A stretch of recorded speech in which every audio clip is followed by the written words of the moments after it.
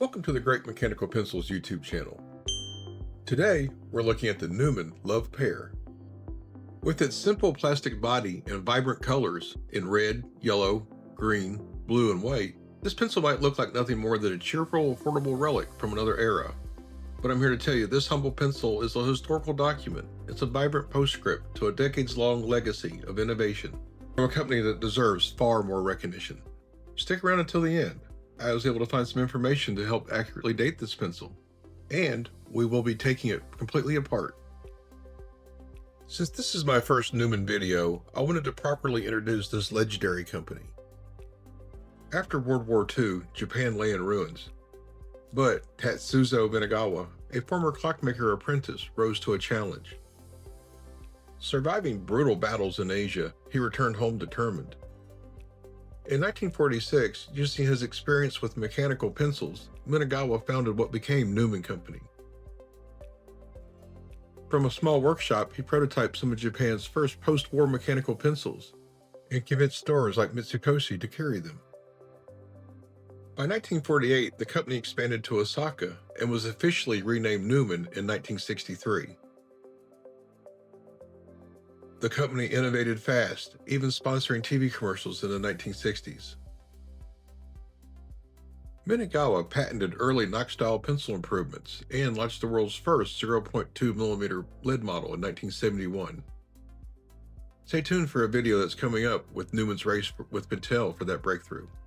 By 1964, Newman was shipping 150,000 units monthly and built a Ginza headquarters. But Minagawa's death from cancer in 1978 left Newman adrift. Unable to adapt, the company closed in 1983, ending a legacy of post-war ingenuity and craftsmanship. And for you collectors out there, since Newman closed in 1983, you can be certain that every Newman pencil in your collection was manufactured before that year. The Newman Love Pear came in 0.5mm and was available in 5 colors. It was a classic vintage mechanical pencil that had a plastic barrel and a metal grip. Produced between 1980 and 1983, it represents the final innovative chapter of a company known for its superb craftsmanship. In the late 1970s and early 1980s, the stationery market in Japan was undergoing a seismic shift. While Newman was a leader in producing expensive, professional-grade tools for engineers and draftsmen, a new demand was emerging for cheap, well-made pencils for students and everyday consumers. This was a uniquely Japanese trend, where corporate innovation was driven by this new consumer base, unlike the more professional-focused market in the US. Newman's brilliant response was the Love Pear, and as you can see, the original 500 yen price tag.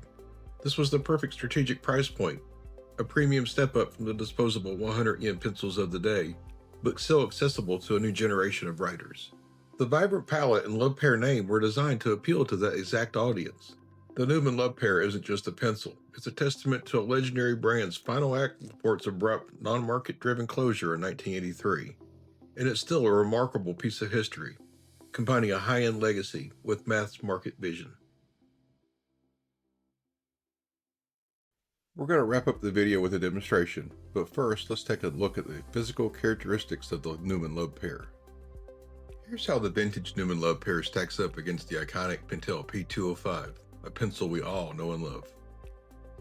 First of all, the Love Pear is shorter, at 126mm compared to the P205's 142mm, so it feels a bit more compact.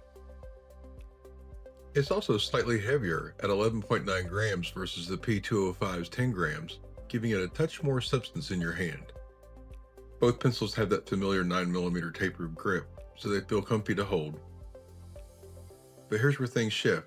The Love Pear's balance point sits right at the sticker, while the P205's is a bit further back, so that might change how it feels when you're sketching or writing. Material-wise, both have a plastic body and a metal tip, but the P205 has a removable metal pocket clip, while the Love Pear's pocket clip and eraser cap are plastic.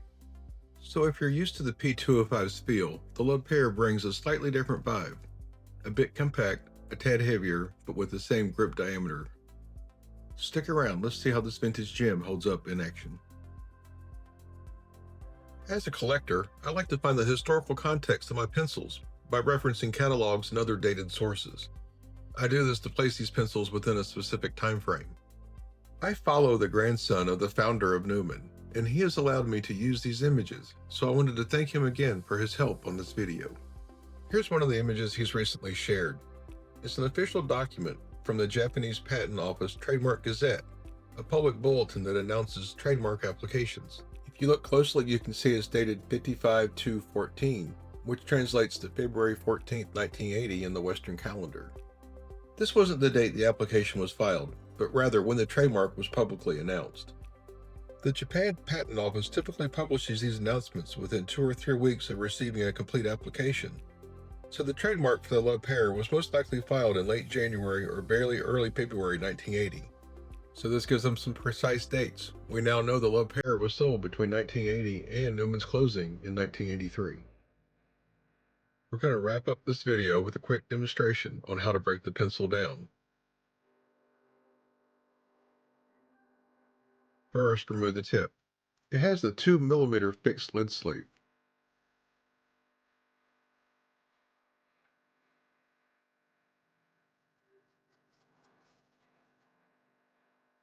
The upper body of the love pear is made of 2 parts of plastic that appear to be glued together.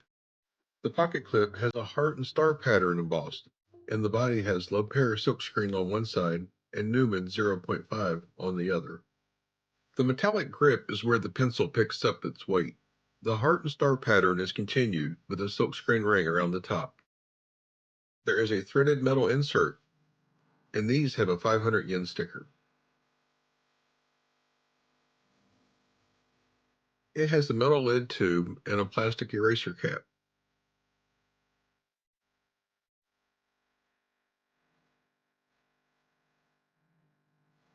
Here's a closer look at the eraser cap.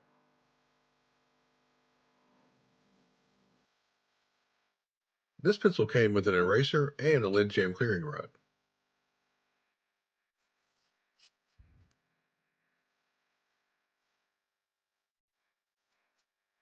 And as expected, Newman's Precision 3-jaw brass chuck grips the lid with perfect accuracy, giving you smooth, consistent lines every time. This is Newman's craftsmanship at its best, a real collector's treasure. As this is going back together, I wanted to thank you again for watching. If you enjoy videos like these, please hit the like and subscribe button. It really helps the channel. And if there's a vintage pencil you would like reviewed, leave a comment.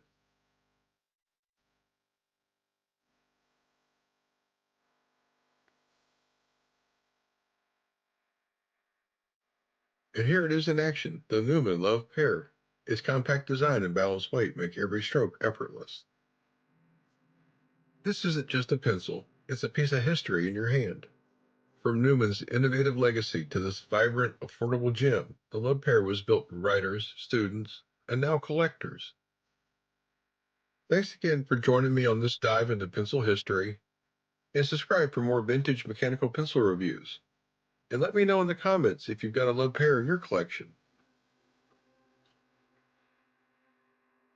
Thank you again for watching, and I also wanted to thank the members of the Knockology Mechanical Pencil Forum and the Mechanical Pencil subreddit and Facebook groups. And until the next video, good luck with your collection.